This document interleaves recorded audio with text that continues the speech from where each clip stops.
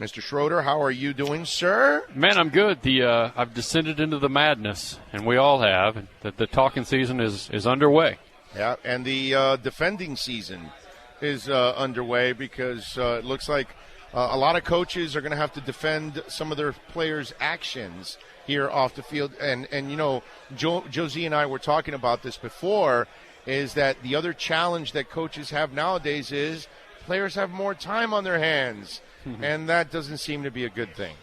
Well, you know, what's interesting is that they're talking about reducing the time demands of the sport. That's something that the commissioners of the Power 5 conferences all got together and said we want to explore ways to do that for student athletes. And so you've got sort of competing ideas here. You know, I'm sure that college football coaches and college coaches in general would love to micromanage every single minute of an athlete's year, but that's not only not doable, it's not even kind of the overarching philosophy that people are trying to get to right now. So,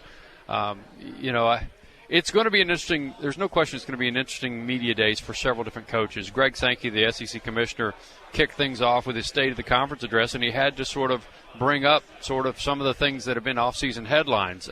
You've got the Ole Miss infractions case that's, percolating along. You've got Mississippi State bringing in a young man and suspending him for a game after a video went viral of him pummeling a woman on the ground.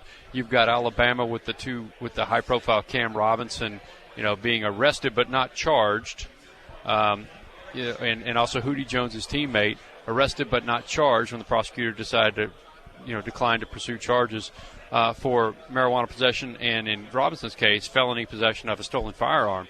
You've got, and I could keep moving. I could keep talking about it. It's been an odd offseason in that the SEC on the one hand is back on top of college football with Alabama's national title. On the other hand, they're having to defend these things in the offseason. So you're right. It's going to be a topic for several different coaches. It was already a topic for the commissioner.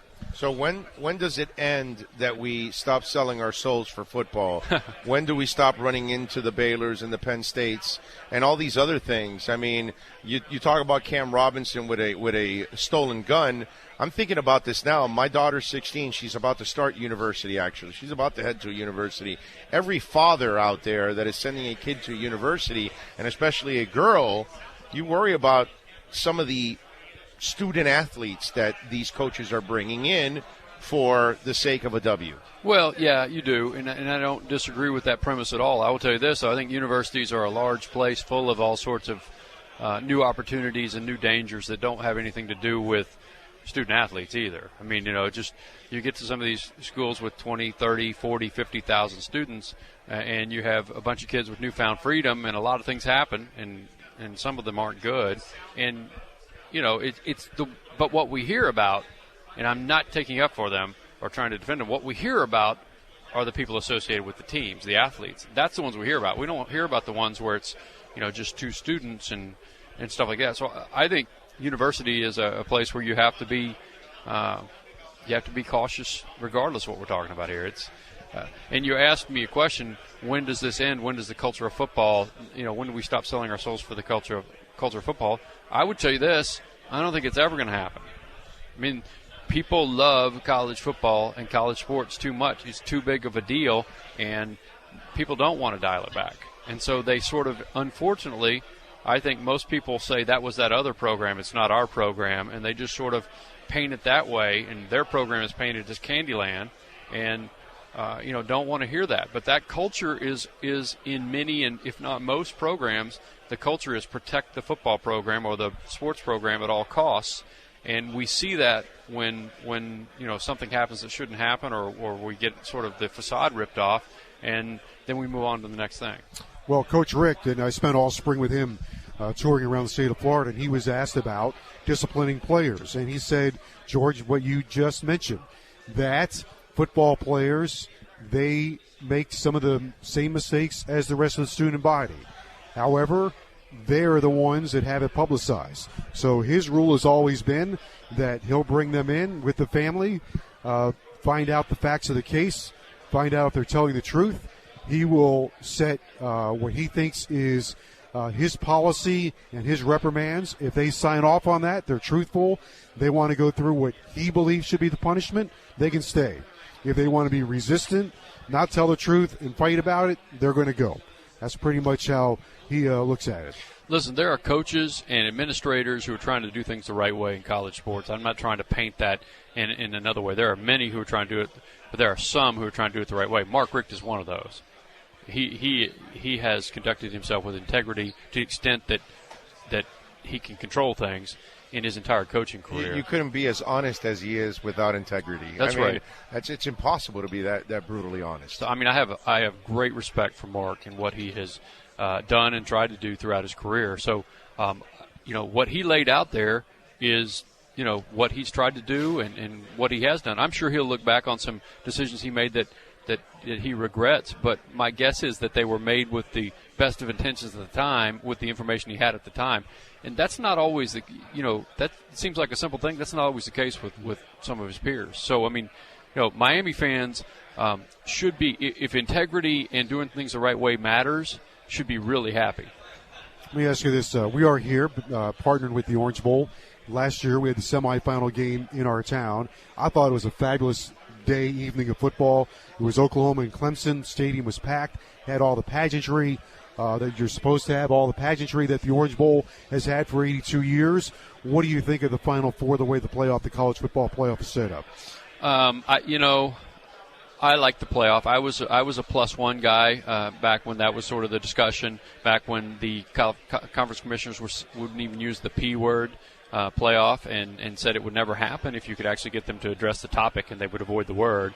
I was for that. I thought there was a way to do it and maintain the bowls, the tradition of the bowls. I think that it gets lessened a little bit in the years when you're not a semifinal, but that's not any different really than it's been for the last 15 years or whatever it was for the BCS. If you weren't the final game or if you weren't double hosting, then it was a little bit lesser. That's just reality. I think that we've been able to maintain most of the pageantry, most of the tradition, and it's a big deal. And I actually think having the New Year's Six, where the Cotton Bowl comes back online and you've added the Peach Bowl into it, I actually think that those have become somehow in the playoff era, even though you now have 2 bowls involved in semifinals and then a championship game, I think it's actually less of a consolation prize in some ways with the selection committee pairing teams up and trying to look for matchups and things like that. It's less of a consolation prize to be in one of those other 4 non-semifinal bowls than it was in the BCS era when you weren't hosting the title game. So I think it's I happened to cover the Orange Bowl last year. You're right. It had the feel almost of a championship. It had the feel of one of those old, even though it wasn't, it was just a means to an end. It had the feel of one of those old style, this could be the national championship game back when they were all poll-driven type of bowl games. And so I really enjoyed it. USA Today writer George Schroeder joining us here on the show. George, what do you think happens with all these satellite camps when it's all said and done? Because obviously this is just an extension of recruiting. It's nothing else. Come on. Well, I think there's a couple of simple solutions. First of all, it took on a life of its own and got bigger than it ever was for a couple of reasons. One, Jim Harbaugh pushed the envelope. 2, the SEC and the ACC reacted far more vehemently and stridently than they needed to, and they created a bigger deal, and that sort of pushed this thing into sort of an explosion of goofiness in a lot of ways this year. I think it'll get dialed back some. I will tell you this. There's a real simple solution. If you don't want to do it, don't do it. Nobody's forcing anybody to do it. They act like their hand is being forced and they have to do it. Nobody's forcing anyone to do it. Because you feel that the other person is getting an upper hand on you. Well, that's there why. you go. But you don't have to do it. This is part of the legislation or the philosophy and the change in how they wanted to legislate things in the NCAA in the last 3 or 4 years is instead of creating a level playing field, which was always their goal, it was more like, look, we know there are some people who want to do some things and some people who want to do other things, and we know some people have more resources than other people, and it's just life. And so we want to be less restrictive than more restrictive. And so that's fine as a general principle, but every time you get to some specific deal, they say, no, let's restrict this. Let's not let the guys who want to do this do it because we don't want to do it. And that's what's going on here. I think, in answer to your question, it's going to get dialed back. It's not going to get completely cut off. It'll get dialed back somehow, and I don't know how. But Mark Richt's got a good answer for it. He says in recruiting, and he's got his years to back it up, if you don't get him on your campus, you're probably not getting him anyway. Completely agree. So you might want to go to an area to get him to come to your camp. You still have to figure out how to get him to your campus. And in Miami's case, there are a bulk of players that they can get to their campus without much of a problem. The other thing, got to land them. The other thing I would say about this is we talk about it and we think about it from a top-down perspective, the top 15 or 20 or 25 programs in the Power 5 conferences. What satellite camps actually helps is the guys who are going to the Group of 5 conferences and even FCS schools who have not been identified yet, and they actually get identified by a group of coaches from those schools who are working those camps too. Those kids, some of them end up going to sort of a higher level place than they would have otherwise because they got identified at that. So, I guess I'm ambivalent. Well, I get both sides of the argument. I do think it's going to get dialed back because it was probably predictably out of control this year once there was all this sort of hullabaloo. Well, the other the ones that really, I guess one wouldn't say suffer, but it has to be taken into consideration. These camps are not free. And what happens is Little Orlando wants to go to the camp. Well, then, because I see Little Orlando's going to camp, then Little Joe's got to go to camp. And then if Little Joe's going to camp, then Little George has got to go to camp. We're all paying to go to the camp. And but Little George is really good. I don't know if there are only so many of these camps he is. that kids can be expected to go to. Yeah, well, that's right. And you just, but at some point, life's about choices. You're going to have to pick and choose. I will say this: if you are, if you're Little George and Little Joe, and you would like to be exposed to the Michigan coaches, let's just go back to the heart of the issue. It's a lot more expensive to try to find your way on an unofficial visit, which means you pay your own way to Ann Arbor, than it is if they come down to Miami. So there's that too. Mm-hmm. Yeah, you're right. You're paying for the camp, and I don't know what it is, $25 or $50 or whatever it is. They're typically a one-day camp, but if you can get some sort of exposure, I know a whole lot of people that find a way to pay that. Look, I don't. It's going to be regulated much more closely than it was this year. I don't think there's any question about that, but it's not going away. George, as always, thank you very much. Great insight, my brother. Great work at the USA Today. Thank you. Enjoyed it, guys. You guys take care.